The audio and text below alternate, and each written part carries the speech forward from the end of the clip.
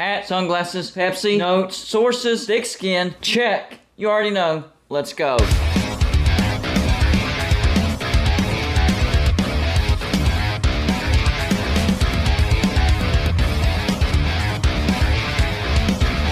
Golden Blooded is a college football YouTube channel for entertainment. So make sure to hit that like and subscribe button, and let's get into our next college football video. Don't forget to send gear to represent your team. The address is P.O. Box 360, Liberty, South Carolina 29657. Just finished picking up my son from school. Now I'm in the school line to pick up my daughters, and the Big 12 schedules have been released. I'm not happy. I'm not happy at all. In my opinion, I think West Virginia got screwed with their schedule.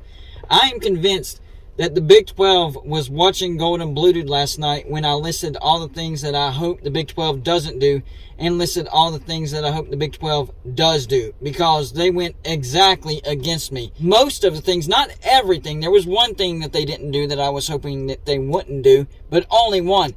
Everything else, they messed up. So without further ado, here is the 2023 West Virginia football schedule, out of conference and the Big 12, and I'm not liking it at all. First up, the out of conference. We already knew this. At Penn State, FCS Duquesne, and then Pitt at home. We already knew those three games. Now it's time for the Big 12 schedule. First up, Texas Tech at home. Then at TCU, then at Houston, so back-to-back road trips in the state of Texas. Oklahoma State at home, at UCF, BYU at home. That's the one thing that I was hoping that they would do instead of us going to BYU coming to Morgantown, so at least they did that. At Oklahoma, Cincinnati at home, and then at Baylor. This is not good for West Virginia. At best, I think we're a 6-6 team. But if the wheels come off, we could be a 4-8 team. The stretch that I'm looking at is from the home game we have against Pitt to the road game at Houston. So Pitt at home, Texas Tech at home, at TCU, at Houston. That is the gap that will determine if we go to a bowl. So here's my prediction for this schedule, and I could be wrong depending on what happens in that 4-game stretch. I do think that we go on the road and get absolutely blown out by Penn State. I hope that we're competitive, but I highly, highly doubt it, especially if we have the same type of defense as we had last year. Even a minor improvement wouldn't be all that great. We have to have major improvement on the defense to have any type of chance to be competitive against Penn State. So that's a big L. Then we get FCS Duquesne. That's a gimme win. Then we get Pitt at home. I'm going to be at that game. I think West Virginia and Pitt will be similar. Pitt might be the slightly better team, but this year it's in Morgantown. Last year, a much better Pitt beat a much worse West Virginia only by a touchdown. And West Virginia had the lead late in that game, but of course that 4th and inches decision, infamous, should have went for it, probably could have iced the game, didn't go for it. Pitt scored after we punted, and then of course the pick 6 to win the game. But this time it's in Morgantown. There was at least 20,000 at Heinz Field. In Morgantown, you'll be lucky to have 10,000 Pitt fans there. It's not going to be a very big Pitt crowd there. I'm going to be there. I'm going to say that West Virginia wins that rivalry game. So right there, we're 2-1. Then we get Texas Tech at home. And I think Texas Tech is going to be a really good team. West Virginia has had bad luck against Texas Tech, especially under Neil Brown. Yes, I think West Virginia loses a home game to Texas Tech. Then on the road to TCU. Now, even though that I think TCU will take a massive step backwards this year, it will be on the road. And West Virginia is not a very good road team. I think we lose on the road to TCU. Then at Houston. This was one of the things that I was hoping the Big 12 would not do. I was hoping the first year that Houston was in the Big 12 that, yes, they would match up West Virginia and Houston, but they would have Houston come to Morgantown. Why do they have West Virginia going to Houston? I think you would have made more money. The storyline would have been more effective if you would have had Houston and Dana Holgerson going to his old team, West Virginia, instead of the other way around. That makes no sense. However, I do have confidence that West Virginia will win that game because Houston will also have a bad defense. They don't have a great home field advantage. I think that's a winnable game. I think West Virginia pulls out a squeaker of a win. After that, we get Oklahoma State at home. I think that's a win because Oklahoma State's going to be even worse than what they were this year. At UCF, I think that's a winnable game, but we're not good on the road. That is a long road trip, and I think UCF will be better than Houston. I think that's a loss for West Virginia. Then we get BYU at home, and I want to get tickets to that game. That's going to be a big-time game, I think West Virginia pulls off a close win against BYU. This could go either or. I'm going to give it to West Virginia because it's in Morgantown.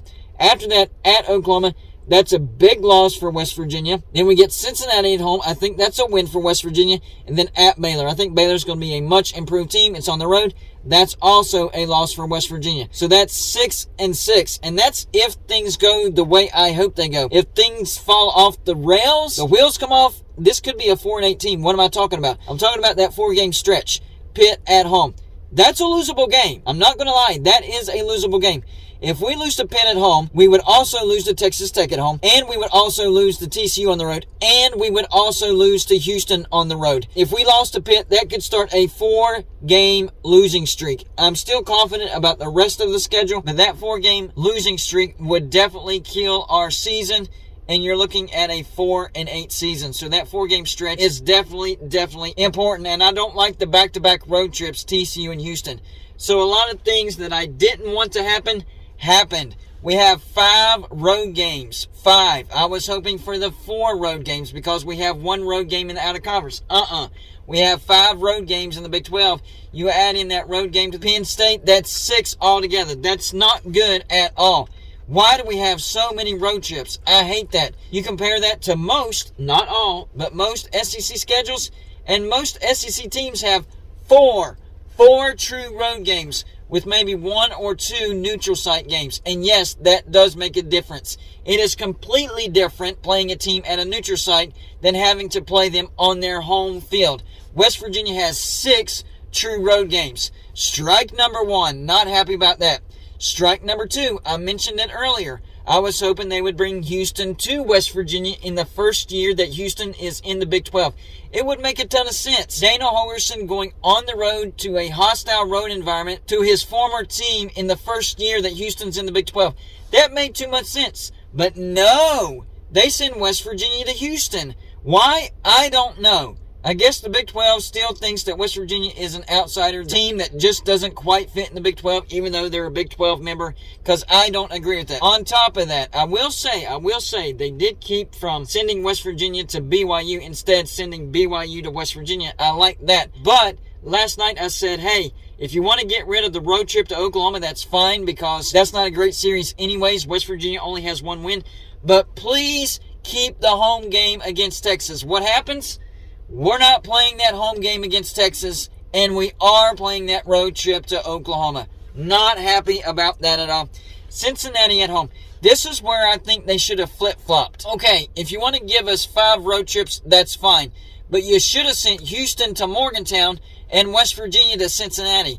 That is the combination that I wanted. But no, once again, they send West Virginia to Houston and Cincinnati to West Virginia. I'm not liking this schedule at all. The back-to-back road trips, are you kidding me? Not happy about that either. This is crazy. Hey, if you're going to give us 5 conference road trips, can you at least split it up? Couldn't you have put that road trip to TCU above the home game to Texas Tech?